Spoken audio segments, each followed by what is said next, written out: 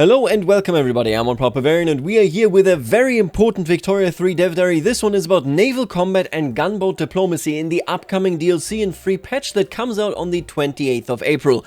Before we jump into this, I want to let you know that if you want to pick this up, if you haven't picked it up yourself, or if you want to get any of the other Paradox games, use the link in the description or my code on checkout, oneproudbavarian. I get a share of it, you get the games that you want, and everybody is happy. Now with that out of the way right from the start here, we have a very important piece of news in front of us, because the way that these battles work and the way that gunboat diplomacy works will ultimately define whether Navy is now finally fun or not.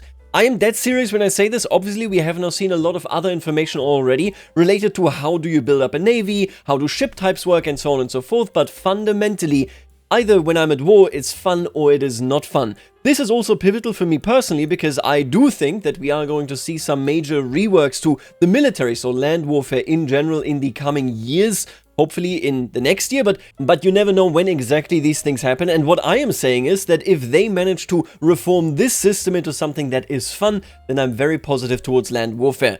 Now, I can already tell you right before we jump into this, I am somewhat split on a couple of elements here, primarily because I feel like some things have been under-explained. I have a couple of open questions, and I think those questions are quite defining for whether things are good or not.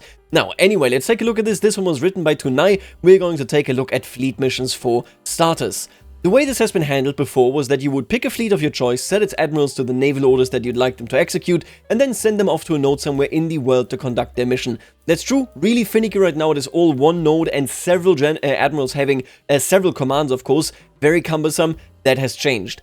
For one, formations will only be led by a single commander going forward. They already talked about this in the past, of course. However, secondly, navies are no longer assigned to a single node, and neither will you choose an order on your admiral. Instead, you will now choose a mission for your fleet to pursue. For example, the intercept mission, which will then take you to the new mission planning screen from which you will be able to assign entire sea regions to the mission. Look, I've been talking about this a little bit. It's a little bit funny what has been happening recently, I think. When we're looking at, for example, EU5, right? The way that they now have DHEs, Dynamic Historical Events, actually listed. Somebody commented on my Twitter. They were like, oh, what if they added a button and you click that button when you fulfill all the requirements? It's like, yeah, I wonder whether they've ever done that before in any other game. I don't think so. And then right here they are like, you know what? We don't do this on the commander level anymore. We do it on the actual navy level here. I will tell you this outright. They're not really inventing anything new here. This is reinventing the wheel again. We are seeing a lot of influences from Hoi 4 here in general. You're going to see this later as well. But I will tell you, this is a good change. Is it an overdue change? I would personally say so, yeah. I think it was quite annoying the way that it was beforehand, but, well, here we are. Sometimes you gotta, reinvent the wheel again. That means a single fleet will now be able to cover several nodes at once, at additional supply costs, that is, up until a limit that we currently define based on your admiral's rank. What I am wondering about here, and they are not saying it, and I doubt that this is the case given that they are not saying it, I wonder whether the efficiency, even if you have, let's say you have an admiral that is the highest possible rank, and you assign him to the max amount of nodes, let's say that's, I don't know, 8 nodes. If I have 5 ships, there's no way that I can have the same efficiency of every single mission. There are some missions that have very clear efficiency, like blockade, for example, that is based on the coverage area that you have, but what about things like interception? If you have a navy that can have a lot of presence, then that is something that can only be done by being there for a long time, by having proper processes of, for example, patrolling a territory, and by simply having enough ships. I'm not seeing anything in this at all about the efficiency of what you're doing. The way this reads to me right now is, since there is no efficiency that goes up or down in intercept, and maybe again it's wrong, it's just not detailed right here, I am pondering, are we looking at a situation where I want just one gigantic fleet that patrols as big of an area as possible, rather than, for example, some specialized fleets? These are the questions that I have. If it is the case, then that would mean that bigger countries get a massive advantage here, which they kind of earn to a degree, but I think gameplay-wise, this could be relatively drastic in its consequence. I'm curious about this. Again, it's not something that they said is not in the game, but currently it seems to me like everything here is kind of going towards just having one massive fleet. Once the fleet has arrived at its mission area, it will be assumed to be everywhere at once for the duration of the mission. Very Hoi 4-like, of course. And should there be an overlapping opposing fleet conducting a mission as well, we and the enemy will be able to roll for commencing a naval battle each week. So how this works we're going to see later, but this makes sense. I assign somebody to nodes that matter to me. I need those nodes defended, or I need the ports adjacent to the nodes actually blockaded. I will assign it. And then the enemy has their own strategic goals, and we can see from there what we can do. This makes sense. They are applying a different thing here than what I was looking for in my concepts when I was thinking about the Navy. I was thinking about range playing a big role. It doesn't seem to be playing any role here anyway. As we learned in a previous dev diary, supply ships determine whether we can have faraway missions. Now, looking at this though, take a look at this, the interception missions. So these are currently in this sea node, making their way to the Macaronesian Sea, which is the Azores and whatnot, 6 days. So that is pretty quick. And this is, I believe, in 1836 right here. Yep, you can see the Carlist Revolt down there. And you can actually see interest markers. I can see 4 and I can see 2 right there. Very interesting. Take a look at the increased costs of supply ships. We are one further sea node away right here, right? And it seems to maybe be pixel based. It doesn't seem to just be based on like how many nodes are in between. Take a look at the NAO, the Strait of Gibraltar, and of course the Macaronesian Sea. That is a massive increase compared to just saying, hey, also patrol the North Sea. I like this. There is a level of basically fleet range here, but it is dynamic and distributed over your entire fleet. I would almost compare it actually to Old World, where you have points, action points basically, that you can, as you see fit, distribute between your units. At least that was the way when I last played it. It's kind of similar here. Your supply ships are the action points that you have for your particular fleet. Interesting. Now the next step is of course how do navies actually find each other. We know that they do when they are overlapping in their territories. We employ 2 new attributes that exist across our ships, detection and visibility, where we compare the sum of our detection in the fleet versus the enemy visibility to determine the chance to spawn a naval battle in a given sea region as the attacker, and likewise the enemy fleet may do so as well. So the attacker is now clearly determined. This was always a big issue. How do you determine the attacker? In this case, if you are the one detecting the other fleet, you are the attacker. That's just the way it is. Larger ships tend to generally contribute a higher visibility value than smaller ships or submarines, with the latter, of course, being on the lower end of visibility. Makes sense, yeah? On the other hand, some ships, like carriers, have excellent detection capabilities. This new system also comes with the added benefit of no longer having to play whack-a-mole with enemy fleets. As long as your mission is set up, your fleet will try to target any enemy fleets in the area, including those that are merely passing through, which used to not be possible in the old system. There's a big question right here, and I do not have an answer for you, because it is not anywhere else in the dev diary.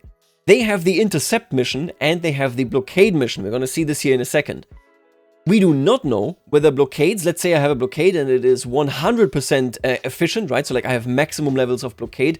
There is no clear declaration here whether we are looking at, hey, by the way, if somebody tries to leave the port that is blockaded, 100% of the time this will trigger a naval battle. I have to assume that it does, because they are 2 very different levels kind of activity right there. And if I have a 100% level of blockading, you should not be able to pass without needing to confront me. If this is the case, then we have a de facto level of fleet and being playing a role, because as the British Empire, if you take a look at this right here, right, I will have a massive incentive to fully blockade the sea node right here to bar the German Navy from leaving. Keep in mind we can do this because they declared this in the last dev diary, that the German Navy, or well, really any Navy, is now also HQ'd on a state level, so I can directly assign, hey, they are here, rather than via strategic region, which is so big that they could leave via a different sea node. In this case, they cannot leave via a different sea node, they are only in one particular state, and that is all they are. So from where I'm standing, I just really hope, despite it not being mentioned, if I perfectly blockade you, you have to fight me to leave. If I intercept you, there's only a chance that as you're leaving, and even then I want to point this out by the way, we are currently in the English Channel, right? This is where we are located right here. If we make our way to Macaronesia, that's 6 days. At least that is the way it sounds to me. And this seems to be Age of Sail type boats, because we're in 1836, which means, and maybe they will... and maybe they still tinker with this, but it would mean if you're intercepting in these locations, we only get like 1 tick, if even that, per location at which I can intercept you. It seems pretty finicky even then. I'm worried about this, but again, it is somewhat concerning. I want to clarify here that I hope that they thought about this, and I assume that they thought about it, they just don't talk about it, which is unfortunate because this is of course the dev diary where you kind of ought to talk about this. But fundamentally, of course, this is a big step. Victoria 3 super annoyingly currently has no blockading function. It is good that they're adding it right here, and I hope that this will make it so that it is just a lot more kind of valuable to have a fleet hanging around, because now you can actually properly limit your enemy, rather than needing to convoy raid to limit them after they land in a territory where they shouldn't have been. You know how it is ridiculous. Now, let's talk about naval missions, because we've now learned how we assign a navy, how they find each other. What can we assign them with? First of all, we have missions that are available for everybody. So these are split between missions with the DLC and free game missions. Let's start with the free game missions. Project Power generates involvement and improves the nation's interest level in strategic regions adjacent to the mission area. So pretty standard stuff. You want to have them there so that you can intervene in local laws, even if you're not friends with anybody there.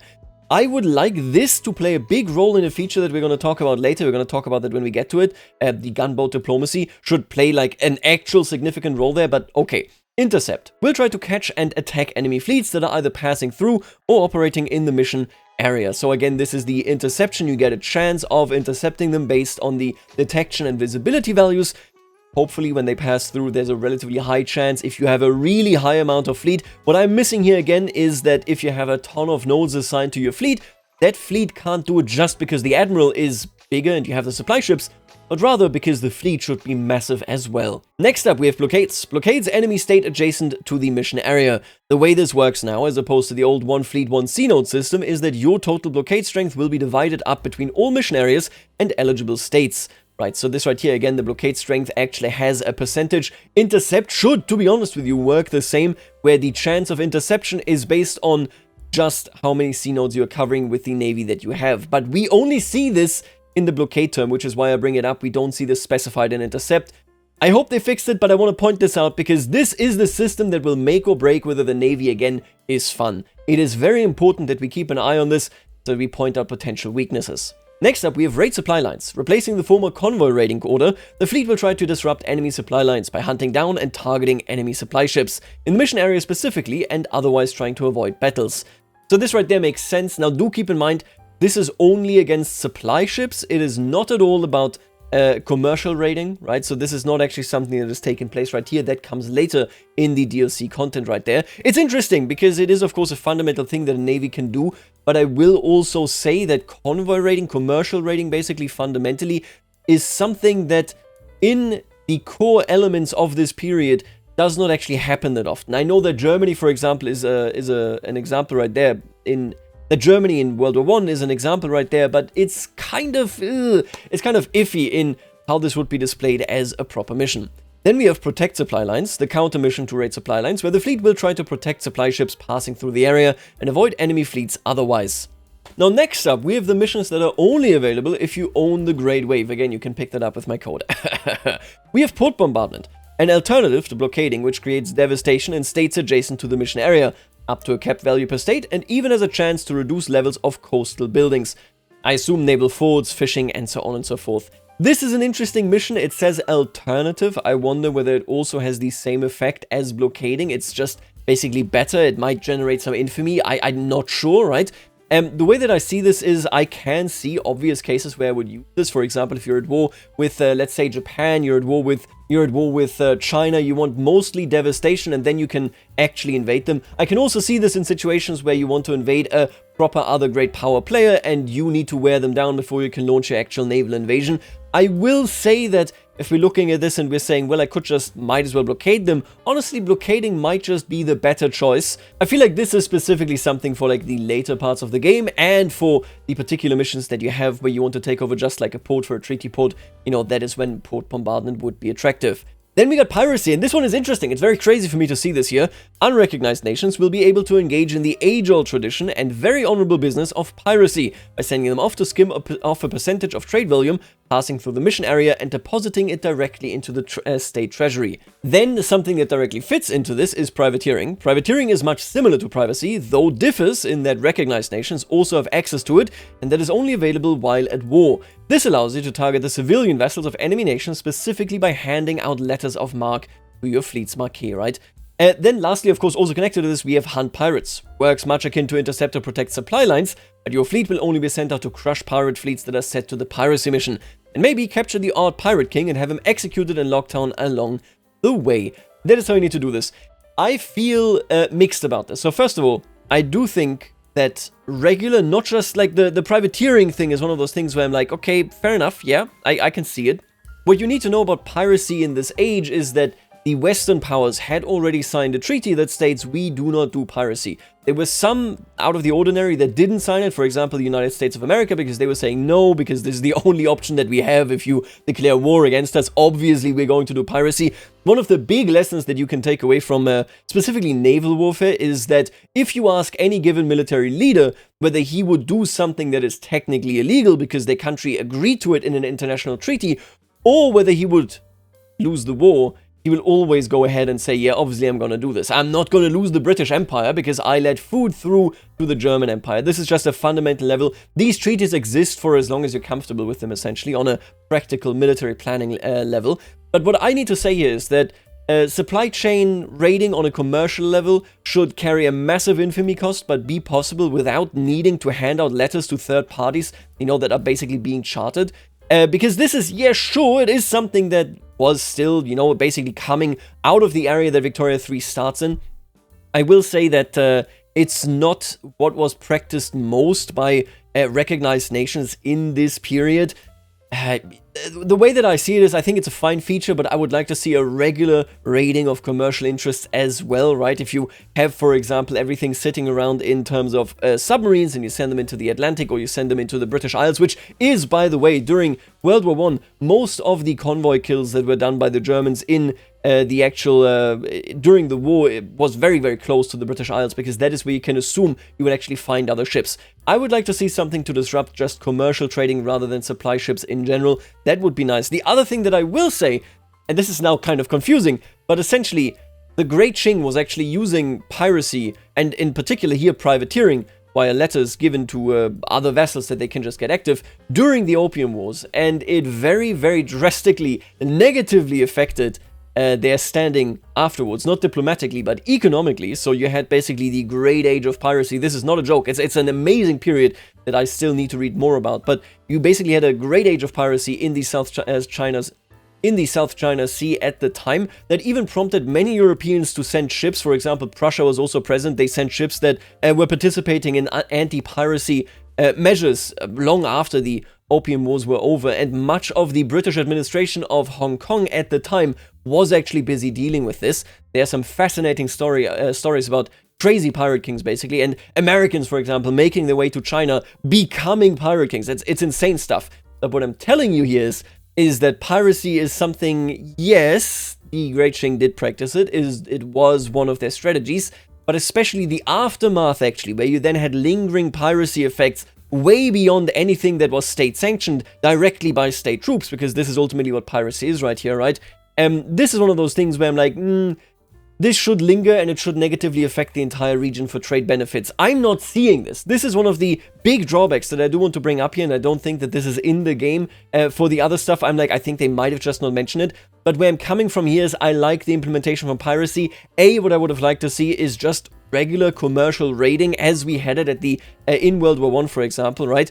But then also simultaneously, I would like to see piracy implemented in a different way. I said, however, way back when I made my video where I talked about the Navy and I had read up on all that stuff on Mahan and whatnot was very fresh in my mind, I did say piracy in all of its complexities is probably not something you should implement when you rework the system as like this full-blown subsystem. This right here is fine. It's good. It's decent. Because while I'm like, yeah, there are so many really cool historical edge cases that you might still want to implement as well, this already now adds different playstyles. If we think about this on a more practical level, what you get from this as a small nation is you can, for example, as an unrecognized nation here, even in peacetime, you can skim a little off the top. And that brings then, of course, other actors. It brings the Europeans in here that will then clamp down on you and try to crush you. I really like this. I think that is really, really cool. And the fact that we're getting it is better than not getting it. At least if you get the DLC, of course. So I am actually a big fan of how it is. But I gotta tell you, piracy in this age, as it was already basically ousted from fine society, you were not sociable if you were practicing it, you know, in any point in the Victoria 3 timeline. It was a really cool factor. And I really hope that they expand it even further. Now, I do want to point out here, and I already mentioned it now, privateering requires you to be in a state of war. Does it not imply that piracy can be conducted in peacetime? Astute observation, and I will get to this in the gunboat diplomacy section of the diary. But first, let us finally talk about battles themselves. So, battles is now the big factor. I will tell you outright, before we even jump into this, I think they have chosen a very good model. The more I played separate kind of ideas, separate playthroughs, separate naval builds, right? The more I played that through, the more I was like, yeah, okay, I can see this. This is how I could estimate, hey, will I stand a chance here? Is my strategy, is my tactic something that I can employ against this particular country? How will it fare? What I don't like, actually, and this is surprising, you know I'm the biggest artist defender of Victoria 3 and of Paradox games, I think, in general. I do not love the presentation. If we think of, for example, the Hoi 4 presentation, where you have the very clear battle lines, basically with the screens in the front, then you have the submarines down below, then you have the capital ships in the back, it doesn't need to be all too accurate here, because I don't think that we hear anything about like other navies being able to participate in ongoing battles, like you can, for example, in Hoi 4, but you are looking at a situation where that would look a whole lot clearer and a whole lot nicer than what we have right here. Now anyway, let's jump into this so that you understand where I'm coming from there in the first place. Obviously, we're going to jump back to the screenshot when we need to. When creating a battle, we first determine the weather which will be affected in battle condition. Remember, the battle starts with detection and visibility, and then they check whether they find anybody. If they do, a battle is initiated. Differently from land battle conditions, however, which combine both natural events, tactics, and fortunate or misfortunate events for each commander, naval battle conditions only apply one modifier across the entire battle, affecting both fleets equally. A battle condition could be a dense fog, making it difficult to spot other vessels, or a strong tropical storm, posing a risk to the lives of sailors. So you could theoretically lose parts of your navy just because this is going on. Here you have the battle condition, strong winds, for example, right? So that's cool, I like it. Naval battle conditions do not just apply a modifier penalty to certain stats. They may, depending on the condition, also damage ships and their crews directly. The amount of ships affected and the damage inflicted is up to chance, though within certain bounds. Nature's capriciousness is also represented through the turn order and can always be viewed in our new battle log. In a sense, this makes Poseidon a third party in every naval engagement. I don't think this is true. I think Poseidon is not real. Anyway, so what we're working with here is a turn order. Depending on how fast your ship is, you will go earlier, the ship will get to decide what to do, and then you get the results from that. When starting a battle, all involved ships will roll for initiative first. This will determine their starting position in the turn order. Once you've determined our order, we start taking our turns. A ship may engage in one of three actions: attack, disengage, and prepare. Attack. Obvious. A ship may choose to attack an opposing ship. To do so, it will try to pick a target and then make an attack roll. If successful, we will also roll for a potential crit, after which we apply damage to the enemy vessel. Ships without any armament, like supply ships, cannot attack, obviously.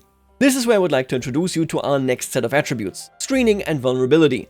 A higher vulnerability makes it more likely for a ship to be targeted by enemy vessels. Generally, your capital ships as well as your supply ships will suffer from a high vulnerability. You can think of vulnerability as a pendant to threat or aggro in other games. Can you tell that Tunai plays MMOs? I cannot tell. This can be countered with a sufficiently high screening value in your fleet, however reducing the likelihood of your high value ships being attacked back down to a minimum base value, as long as your fleet has enough total screening to cover its total vulnerability. Screening will be provided to you by your escort ships, for example your frigates and destroyers. So, if we take a look at this right here, we can see vulnerability and screening right there. Screening is below it, which means that high vulnerability ships will actually have a slightly higher chance of getting hit. If you got screening, that is not the case. Here it's even more egregious, of course. Screening actually is significantly lower than the vulnerability calculation or option right there, meaning that it is quite likely that if you get to shoot British ships as the French, you probably hit some of the good ones. Nonetheless, obviously in this case, doesn't really mean anything. The French Navy is just significantly smaller compared to the British Navy, and that will of course sink them right here. So the makeup here is going to be that as you look at your Navy, what you're looking at as a base stat is I need to have enough screening that my incredibly important capital ships, not to mention the flagship of course, are actually fully protected. That is the ideal state. I wonder whether you would want to even bring a little bit more in screening, like overshoot it, so that during the battle, as your, screening ships, for example, as they are destroyed, as they start fleeing, that you don't sink away into an issue where all of a sudden you are deeply exposed and your capital ships just get hit disproportionately because all of a sudden they are more likely to be targeted due to having higher vulnerability. The next step is disengage. Once ships start taking damage from each other, they may instead opt to use their turn in an attempt to disengage and withdraw from the battle. Their likelihood to attempt to disengage increases the more damage they've already sustained in battle. Note that ships that wish to disengage from battle will be given priority and may roll to do so at the beginning of the turn for as long as they are allowed to take an action, regardless of their position in the turn order. Should they fail to do so, of course, they become sitting ducks until their readiness, D below, has recovered. So I like this, with the caveat that imagine a big battle and you're losing it, but you had so much screening, for whatever reason, your capital ships didn't get hit. But out of your 100 ships, let's say 50 have already been sunk. At that point, I would argue, at the very least, that there should be a general retreat command. The same way that you have a retreat command basically in the game right now in land warfare, right? As your army decides, hey, actually we are too low here, we're going to lose this, they issue the retreat command, and that is effectively it. I would like to see this here as well. It seems to be written as only if they have taken damage, which gives me the kind of impression where if you have a battle and all your screening goes bye-bye and your big ships haven't even tried to disengage because they're in a position where they haven't really been hit yet at all, that all of a sudden they're alone on the battlefield, and while all these smaller ships got to escape, your flagship is now alone, and before it can even decide to disengage, it's going to have 50 ships simultaneously firing at the flagship and taking it down. It feels like the flagship would disengage prior to that happening, right? Or would attempt to disengage, I should say. Either way, that is something that I would like to see. They are not mentioning it right here, but fundamentally, of course, hey, if you lose your flagship, you lose your flagship. It is great storytelling, and I think most people aren't even going to look too deeply into the actual calculations behind it. To them, it just means if I lose the battle, there's a chance that I'm going to lose the flagship. That is indeed what exactly happens with this calculation right here. Now let's talk about preparing. We already know that to disengage again if they tried and they failed, you need readiness. A ship's ability to do an attack or disengage roll is limited by its readiness. When a ship has taken a turn, its readiness will deplete to 0, and it will have to spend several turns building it back up by choosing the prepare action. During this time, it may be attacked by opposing ships. Readiness is gained at different rates for different ships. As such, some ships may be allowed to act more often, while others might take longer between each individual action. This will naturally reshuffle the turn order over time. We do let you know how fast or slow different ship types gain readiness, as it is simply a modifier like any other, but we don't actively show you each ship's readiness in a given battle at any given time. Turns out JRPG-style ATB bars are a lot easier to handle on the eyes in a party of 4, as opposed to a party the size of a fleet of dozens of ships. So the base idea is I will have fast ships, I will have big ships, the big ships hit harder. We're literally in a JRPG here, by the way. These small ships, they don't hit that hard, but they can be much faster, they can disengage much faster, which means your submarines, for example, will be able to disengage much faster. If we think about raiding here again, there's no commercial raiding, there only is quasi-convoy raiding, which is supply ship raiding, right? So that means if you picture this, I am Germany, I got submarines, because I've recognized that I cannot actually stifle the Royal Navy. I'm not able to do this through like a dispersed option. I need to focus my Navy on where it is and then have submarines everywhere else. If we're thinking about this, what this means is my submarines will either be privateering, because I'm a recognized country and I can do privateering during a war, of course. They would either be privateering, which attacks their commercial stuff, which is like a letter of marque. Hey, that's obviously not what we're doing, but okay, whatever. It's just a naming issue at the end of the day. Or I go ahead and I do the actual supply line raiding, which then also goes against them, but not on the commercial level, instead on the supply ships. I start raiding several sea nodes, they send somebody there because they get a notification that says, hey, you got raiding going on right there, you gotta do something about this. In that case, I send my navy right there, we engage in battle, and if I get lucky, my navy, yeah, we engage, but after a couple of hits, I am so much faster at preparing my readiness that I can try to disengage several times over, and then I'm already gone before you have reloaded even a single main gun in your actual main ships that are hunting me. This is the idea here anyway.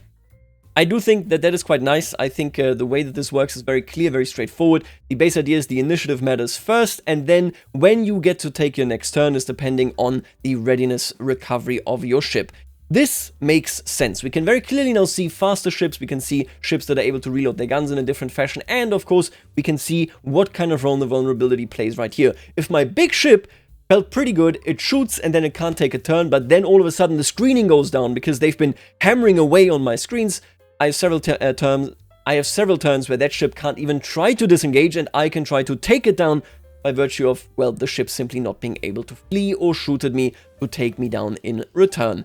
The battle system itself seems straightforward, it seems understandable, I like it. If we scroll back up to this, right, if we check out this screenshot again, you can see all of these important stats right here as well. Which ships have already withdrawn, we can see the hull damage and armor, we're going to get to that in a second. Then we see the vulnerability and the screening, and up here we get a nice summary of like how many actual crew are still there, and of course what is the actual hull that is there. I assume that this is like a highlight reel, like HMS Ajax hit Amazon, and you're taking a look at this and you get the lesson of individual turns, like what was the highest hit maybe that you had to cash in that turn.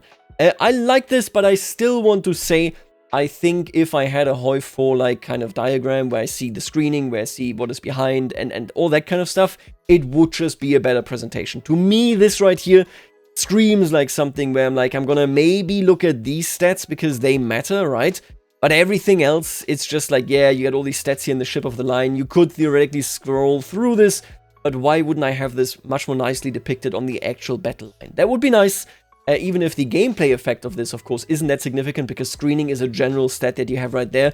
Yeah, I would like a literal Hoi 4 depiction more than I like this when it comes to just a visual point of view. Now, our two fleets will then continue to fight each other until there are no more ships left in combat, on account of all ships having either withdrawn from battle or having been sunk by the enemy. Overall, our changes to combat were made to go hand in hand with the changes to ships themselves, since they're no longer disposable containers of manpower, but real objects that need to be built and maintained. Losing them should feel that much more impactful. To that end, our aim was to make combat results much more nuanced as well. One may suffer heavy blows at sea without losing the entirety of their fleet as ships disengage and withdraw from battle, depending on how fast they are, right? On the other hand, you may still inflict a complete Battle of Tsushima-style disaster upon the enemy fleet, bonus points if they are also dealing with adverse weather conditions on top. Lastly, I would like to give you a quick breakdown for our battle-relevant ship attributes and what they actually do. HP, okay. Crew, yeah, it's a secondary HP bar, fine. If, of course, this HP bar goes down, people actually die. Then we got hull damage, how much damage a ship can inflict to another ship's hull and therefore the HP. We got crew damage, which is basically the equivalent here. This is scaled by the relative damage that is inflicted on the enemy hull. If we were to inflict 0% damage on the hull, then no sailors will be harmed either. But should we inflict 20% of our hull damage value on the enemy, we will also be allowed to inflict 20% of our crew damage value on the enemy crew. So it directly scales with this. Then we got armor. A ship's armor will reduce any hull damage it receives by that value. There's no variance or chance here, meaning that a sufficiently armored ship can straight up deflect attacks from an inferior, outdated vessel, though it still might get damaged by a critical hit. So basically this is, once you hit, the calculation is very straightforward. It is A minus B, that's it. Speed, for one, speed determines how quickly a fleet can get around on the map, with the lowest speed vessel determining the speed of the entire fleet. We already knew this one. In battles, speed also serves as a factor in attack rolls and disengage rolls. In the former, a faster ship will be less likely to be hit by an opponent vessel. In the case of disengage rolls, a higher speed will be more likely to result in a successful disengage roll and withdraw from the battle. So this does make sense as well. Critical chance increases our chance that upon a successful attack roll, we also roll a critical hit. And then, of course, the value of critical damage is by which our critical hits will have their damage multiplied by. Right, so when you attack, you just check for critical chance. If it's unsuccessful, it's just A minus B. Crit damage, A times X minus B. Perfect sense. Accuracy, by default, every attack roll has a minimum 20% chance to miss, which can be counteracted by improving a ship's accuracy or reduced by bad weather, for example. So basically 20% plus minus whatever you can make happen there on the attacker and defender side. Lastly, we got readiness gain. How much readiness is gained by each prepare action, determining how quickly the ship is allowed to attempt another attack or disengage action. This system could also work with things like, oh, guns have different range, oh, there could be different phases to this. I gotta be honest with you, this system makes perfect sense for what it does. If we think back to the ship designer and what I can change about the ships that I have, we get now several stages. We get the stage that once I have a metal ship, I can tear down an enemy fleet. They might win against just one if they get very lucky with their crit hits, right? But fundamentally, that is not what it's all about. We have this massive gap of power between those elements. We are also looking at a situation where once a battle starts, the fleet composition will matter. It might be hugely beneficial to focus extremely highly on speed rather than armor, just because that makes it so that you can get a ton of shots out, whereas, well, the enemy will just sit there and you will shoot them into pieces before they get even 2, 3, or 4 shots out in particular, right?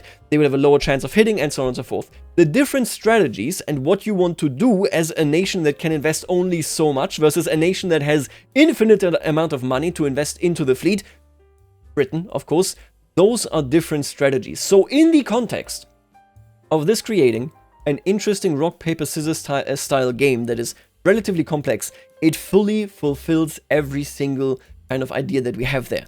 I am giving myself a little bit of trouble here with privateering being the only option for recognized nations to commercial raid. Obviously, the German submarines didn't have letters of marque, you know, in World War I, but the function there exists as well.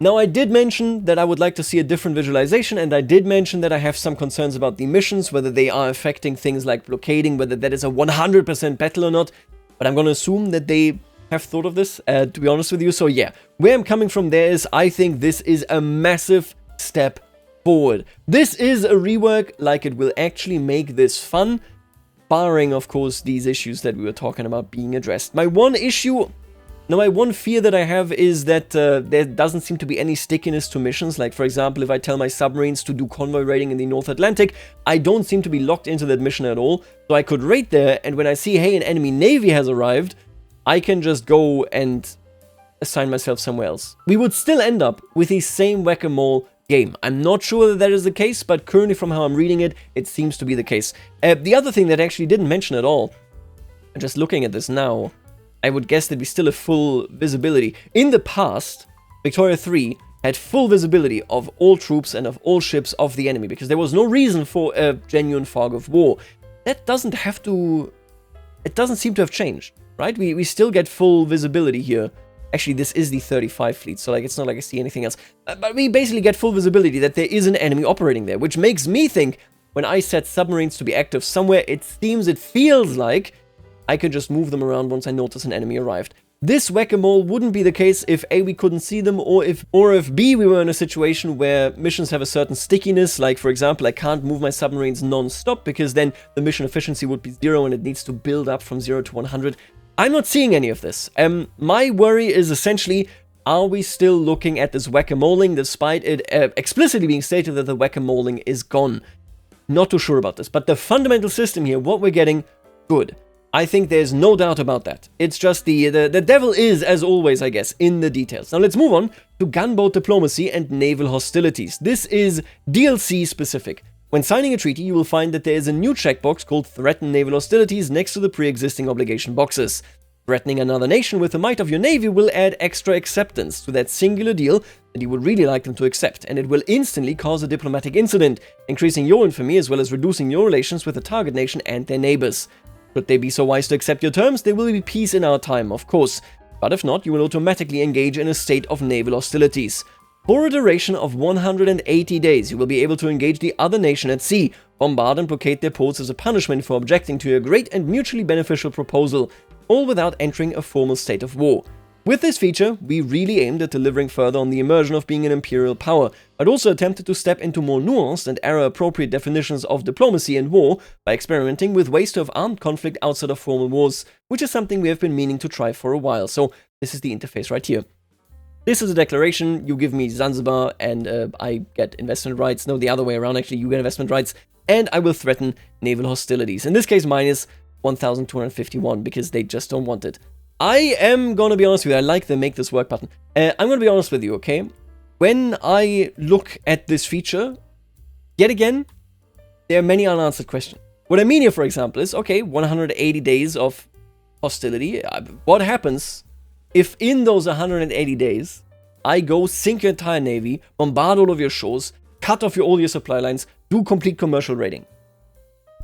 Do I get a higher chance at the treaty? Do I get to enforce the treaty? There doesn't seem to be a mechanic for this. So we've talked about this at length here as well. I want to see an expansion of diplomatic plays where basically diplomatic plays begin the moment that we do something. Like, I am escalating tension. I'm sending a navy there. This escalates tension quite a bit. And then I can escalate it further until it becomes a war, right? This is a step towards this. But as there is no bespoke system to run this escalation ladder that I was talking about, what happens if I do shoot all your ships into, you know, just garbage pieces? What happens if I don't do? Does that mean that you will become more resistant to me in general? These are things that they have not explained here. And I think those things are pivotal. If they reject it, okay, I sink your whole navy and then what? I have to still declare a separate diplomatic play to enforce whatever I want, no? So ultimately, what does it actually do for me here? If there is such a mechanic, I would be very positive, very happy about this. Basically, if I as Prussia threaten this and Japan says no, and then I don't show up with my navy and shoot them to pieces, they should be like, yeah, screw you, we're not gonna work with you ever. If I show up, they should go, okay, thank you. Yeah, that's okay. Yeah, we agree, thank you.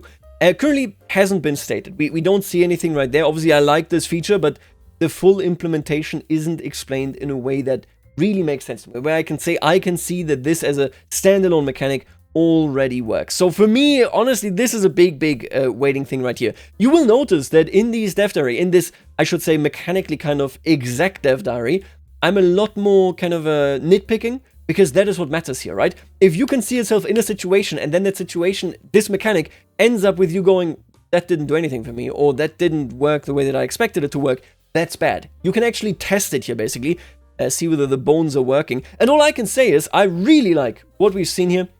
This is the summary right here for me, right? Ultimately, I think we are looking at something deeply positive, but for how technical this is, I'm like, man, there are so many unanswered questions from where I am standing. We also use this system, by the way, when dealing with pirates at sea. You will be able to hunt down their fleets and attack pirates without having to start a diplomatic play against the nation that is engaging in it. Awesome. I love that part. That is really cool. I think hopefully it has an impact on lobbies, on diplomatic catalysts, that kind of stuff. But again, not too specific in this particular dev diary. The next dev diaries are about narrative content of the Great Wave, so that is Japan. Then art and music. I'm very excited for this. I need to see the ships. Then changelog, and finally, release of the Great Wave and update 1.13. From where I'm standing, I think we have a very solid change to the military systems. It is basically Hoi 4 Light, which I think is very fair, given that this game spans, of course, 100 years. I think that is a cool solution. It's a cool middle ground. I wish the visual representation here of battles was slightly different in terms of like showing my fleets moving to each other, even if that isn't really happening. But seeing my screening, seeing my capital ships, that would be awesome, you know, like in that particular like Hoi 4 like kind of view there. And then simultaneously, I have a lot of open questions that I hope will be answered before long. But you can bet on one thing, and that is when I review this DLC, I will be talking about whether all these features work in full and whether they have nailed it here as they have in previous DLC in general. For now though, let me know what you think, whether you have the same doubts, whether you think I'm overdoing it, whether you think I'm the coolest, and yeah, what can I say? Leave it in the comments. For now, I will leave it right here, and I'll see you later, alligator.